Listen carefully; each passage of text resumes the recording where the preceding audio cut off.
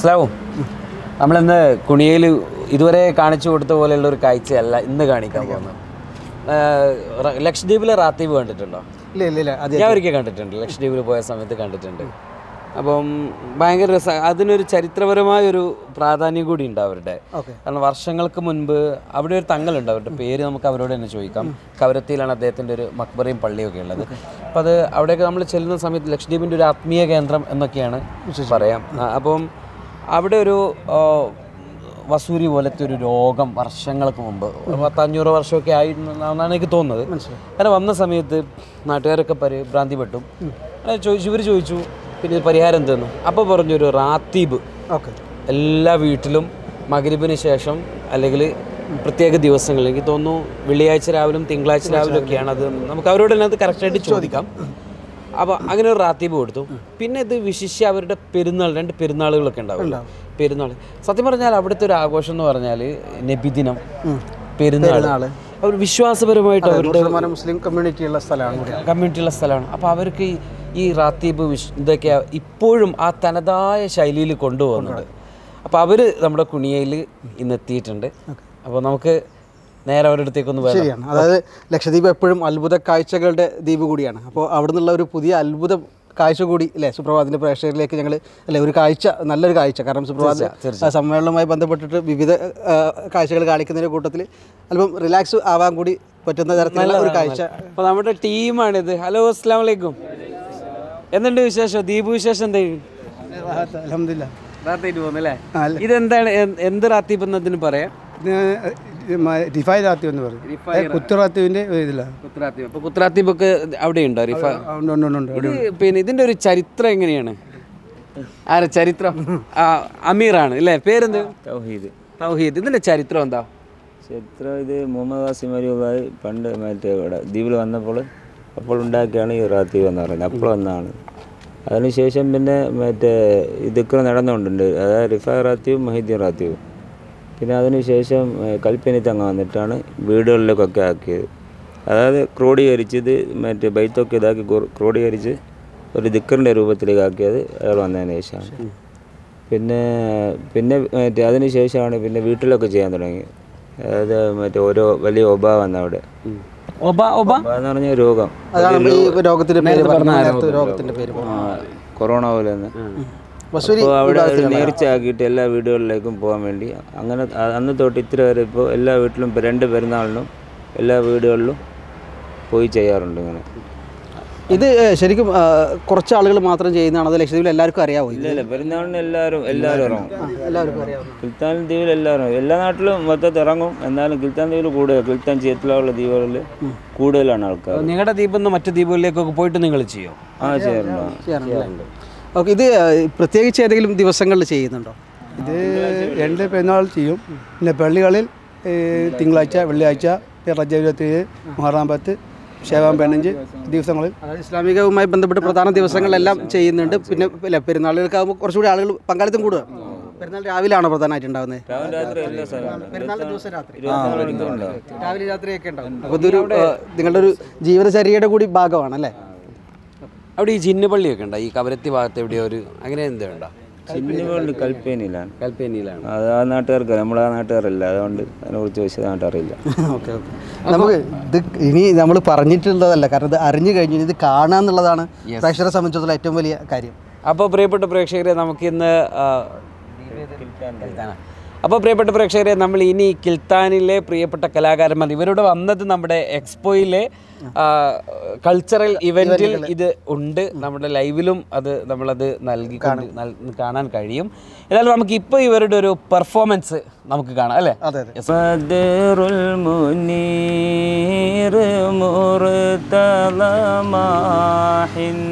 نبينا صلي عليه وسلم بحي جمال صفي خلق أقحل غين حسان الله الله أقحل غين حسان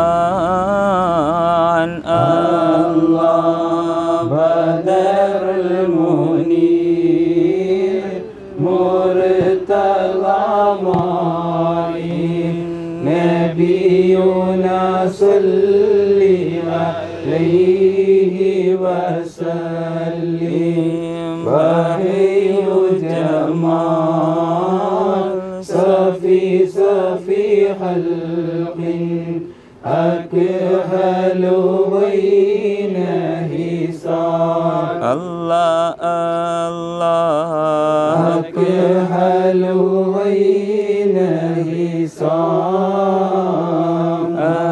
الله بدر المنير مرتضى ماحٍ صلي عليه وسلم وحي جمال صفي خلق أقحل غين حسان الله أقحل غين حسان الله بدر المنير مرتضى ماحٍ نبينا صلي عليه وسلم وحي جمال صفي خلق أكحل غين حسان الله الله أكحل غين حسان الله تقي رحمن نقي قلب أجزل غير مليه لكون هو محمود لآل حزن أبلح فسح اللسان الله أبلح فسح اللسان الله بدر المنير مرتضى ماحٍ نبينا صلي عليه وسلم وحي جمال